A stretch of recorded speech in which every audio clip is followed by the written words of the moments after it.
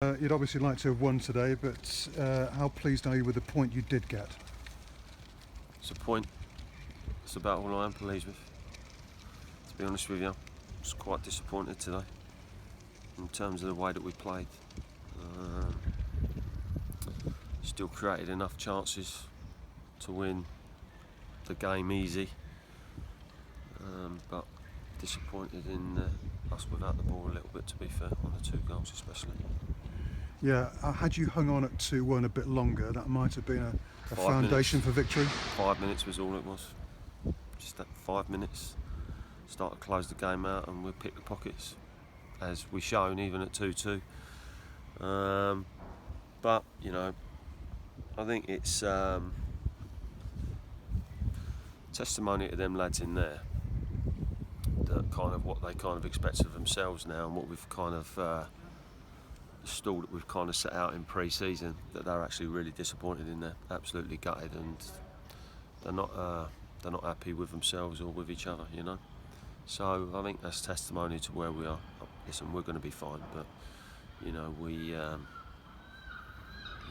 a little bit game of basketball in the last 10 minutes when they scored the goal, and it comes 2-2, and then it goes end to end, and then they had a few chances, or not chances, but a couple of appeals, and we gave the ball away a bit cheaply and what have you.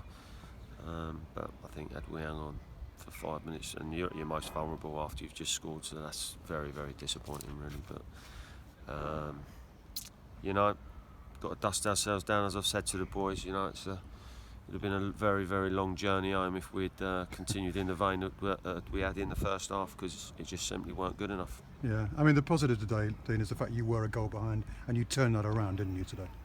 Listen, I know that there's a lot of people out there, some of our own fans, and a lot of people think that this team is a team of soft centres after last year, and sort of caved in a little bit a few times last year. I know what this group is. This group will never give in. They'll never give in, honestly. They don't know when they're beat, you know. And we had a sort of a few words at half time as in regards amongst each other, and you know, it was you know, we needed to be better, but we are going to improve. So you know, the encouraging thing is that we're still having chances, we're still creating chances and what have you within the game. So that's encouraging. We just need a little bit more guile and a little bit more composure in the final third, and we're going to be fine. At the end of the game, you went across to the Cobblers fans and you gestured with your finger and put your finger under your chin. We interpreted that as saying keep your chins up and things will get right. You're nodding when I say that. Is that what your intention was when you did that? 100%. You know, if I wanted it for anyone today, I wanted it for them, because I don't know how many we had, but well, getting on towards 400, which is a great turnout. Which isn't. Well, it's an unbelievable turnout, because I know how long their journey was, because we did it yesterday afternoon. You know, and they were fantastic. You know, and I felt for them, because when you have that good a support come away from home, you want to take the 3 points.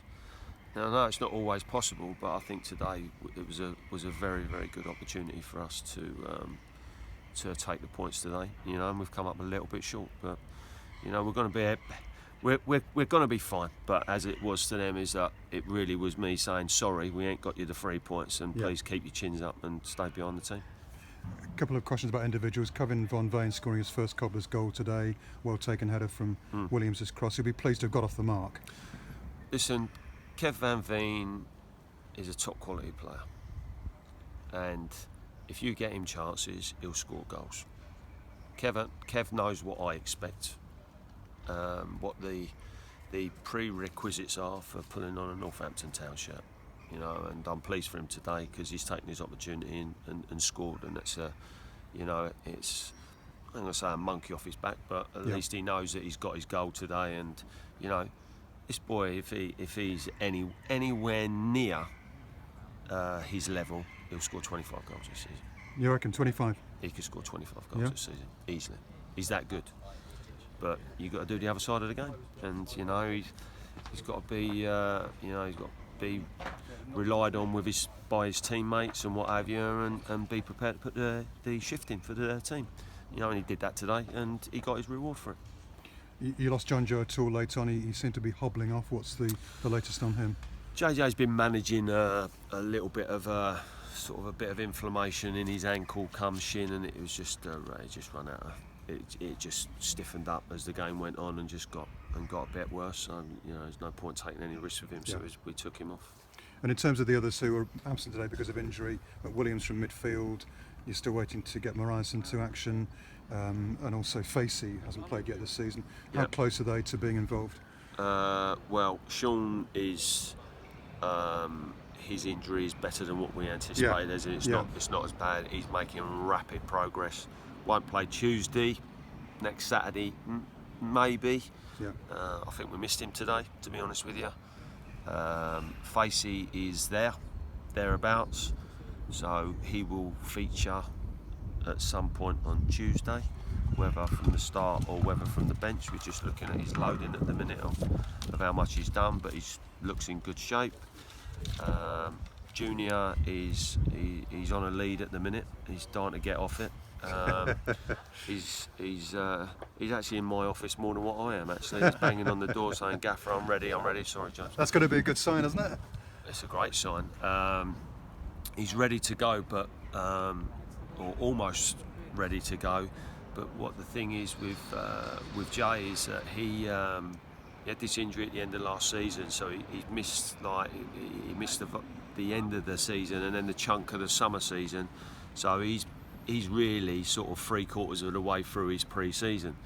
So what we felt was, because I've still got the likes of Billy and I've got Van Veen, I've got Oskins, I've got Williams.